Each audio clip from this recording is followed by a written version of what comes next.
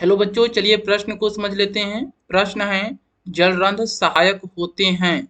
पहला विकल्प है बिंदु श्रावण में, दूसरा विकल्प है वाष्पोत्सर्जन में, तीसरा विकल्प है श्वसन में और आखिरी विकल्प है प्रकाश संश्लेषण में।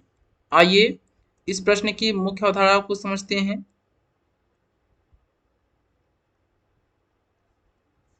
जलरंध्र बिंदु श्रावण में सहायक होते हैं। जलरंध्र जलरंध्र बिंदु श्रावण में सहायक होते हैं। बिंदु श्रावण में सहायक होते हैं। सहायक होते हैं। जलरंध्र के बारे में सबसे पहले बर्गर स्टीन वैज्ञानिक ने बताया था। बर्गर स्टीन वैज्ञानिक ने 1887 में बताया था। 1887 में बताया था। जलरंध्र बिंदु श्रावण में सहायक होता है। बिंदु श्रावण किसे कहते हैं मैं आपको बता दे रहा हूं, आप अच्छे से समझ लीजिए।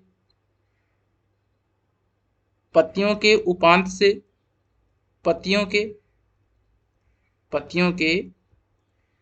से पत्तियों के उपांत से जल की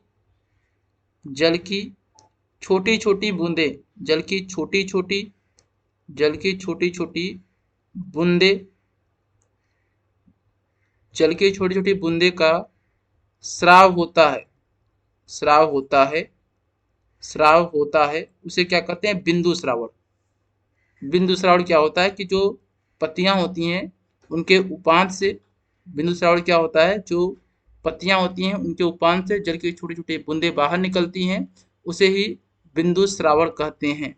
और बिंदु श्रावण में जलरंध्र सहायक होते हैं। ये शाकीय पौधों में होता है। शाकीय पौधों में होता है। हम आशा करते हैं यह प्रश्न आपको समझ में आया होगा। धन्यवाद।